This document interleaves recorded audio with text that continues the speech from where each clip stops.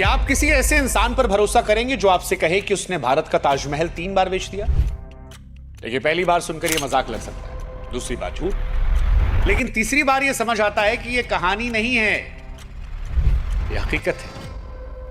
यह वो आदमी था जिसने ताजमहल ही नहीं बल्कि लाल किला, राष्ट्रपति भवन, यहां तक कि भारत की संसद भवन को भी कागजों पर फर्जी में बेच दिया था। 8 राज्यों की पुलिस उसे पकड़ने में लगी रही।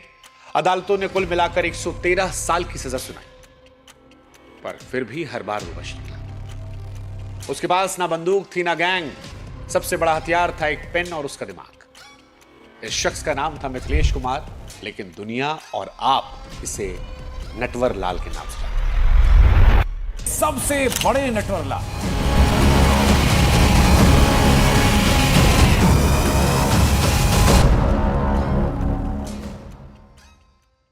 आज उस नटवर लाल की कहानी हम आपको सुनाएंगे जिसने सिस्टम की कमजोरियों को समझकर कानून को सालों साल घुमाया।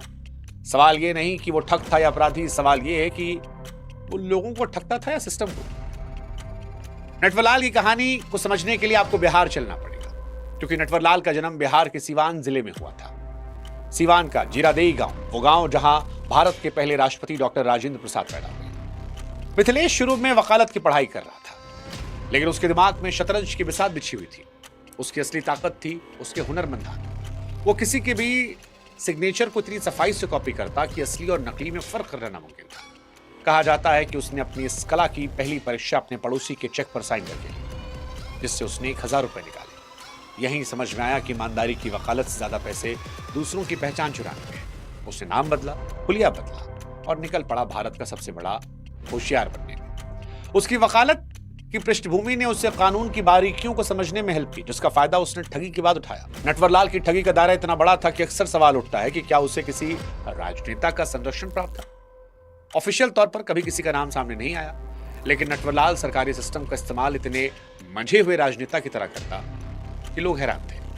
वो अक्सर सरकारी गेस्ट हाउस में रुकता, सरकारी गाड़ियों का इस्तेमाल करता, बड़े बड़े मंत्रियों के नाम पर फर्जी रिकमेंडेशन लेटर तैयार करता। उसकी पहुंच का अंदाजा इस बात से लगाया जा सकता है कि उस समय के बड़े अखबारों और सरकारी फाइलों तक उसकी पहुंच थी। कुछ जानकार मानते हैं कि सिस्टम के भ्रष्टाचार का उसने फायदा उठाया। जब वह किसी को ठगता तो वो खुद को किसी बड़े मंत्री या करीब बताता, और उस दौर में सत्ता की धमक इतनी थी कि लोग कागजों की जांच करना भूल जाते। नटवर लाल की ठगी का सबसे बड़ा आधार कागज थे। वो केवल साइन कॉपी नहीं करता, बल्कि कागजों को एजिंग, बूढ़ा करने की भी कला जानता था, ताकि वो दशकों पुराने और असली लगे। संसद बेचने के दावों के पीछे उसकी जाली स्टैंप और सील बनाने की महारत थी। वो दिल्ली के कचहरी इलाके से पुरानी मोहरें और स्टैंप पेपर को इकट्ठा करता, उन पर हूबहू ऐसे साइन करता जैसे उस समय के बड़े अधिकारियों के होते। वो विदेशी पर्यटकों को यकीन दिलाने में माहिर था कि भारत सरकार कर्ज में डूबी है और अपनी संपत्तियों को गुपचुप तरीके से लीज पर दे रही है। वो दस्तावेजों के साथ ऐसे सपोर्टिंग लेटर लगाता जो भारत के किसी बड़े मंत्रालय के असली लेटर हेड जैसे दिखते। यही वजह थी कि उसके शिकार हुए लोग शक की कोई गुंजाइश नहीं देख पाते। नटवर लाल की हिम्मत तक कोई ठिकाना नहीं था। उसे केवल आम लोगों या पर्यटकों को ही नहीं, बल्कि भारत के सबसे बड़े उद्योगपतियों के नाम का भी इस्तेमाल किया। कहा जाता है कि उसने धीरूभाई अंबानी और टाटा जैसे नामों का उपयोग करके बड़े बड़े व्यापारियों को चुना लगाया। और किसी बड़े शहर के उद्योगपतियों के पास पहुंचता और खुद को इन दिग्गज घरानों का परचेज ऑफिसर या एजेंट बताता। वो इन कंपनियों के फर्जी ऑर्डर फॉर्म और लेटर हेड लेकर पहुंचता। उसकी बातचीत का तरीका इतना प्रोफेशनल और प्रभावशाली था कि बड़े बड़े बिजनेसमैन भी मान लेते कि वो सीधे रिलायंस या टाटा समूह के साथ डील कर रहे हैं। और इस तरह उसने ब्रांड्स की साख का इस्तेमाल अपनी जेब भरने के लिए किया। नटवर लाल की कहानी में सबसे चर्चित और आखिरी फरारी जो है वो साल 1996 की है। एक ऐसी फरारी जो आज भी भारतीय पुलिस के लिए शर्मनाक पहेली है। उस वक्त नटवर लाल की उम्र 84 साल की थी। उसे हार्ट की बीमारी थी, व्हील चेयर के बिना चल नहीं पा रहा था। पुलिस की एक टीम इलाज के लिए कानपुर जेल से दिल्ली के एम्स अस्पताल ले जा रही थी। नई दिल्ली रेलवे स्टेशन के बीच भीड़ में बूढ़ा लाचार दिखने वाला शख्स पलक झपकते गायब हो गया। पुलिस के जवान कुछ दूरी पर थे, लेकिन नटवर लाल का नामो निशान नहीं मिला। लोग कहते हैं उसने वहां भी किसी को अपनी बातों में फंसाकर मदद ली। कुछ का मानना है कि उसने अपनी बीमारी का नाटक किया ताकि सुरक्षा ढीली हो। व्हील चेयर वहीं खड़ी रह गई। नटवर लाल इतिहास के पन्नों में गायब हो गया। कई मानते हैं कि नटवर लाल ने मौत को भी ठगा था।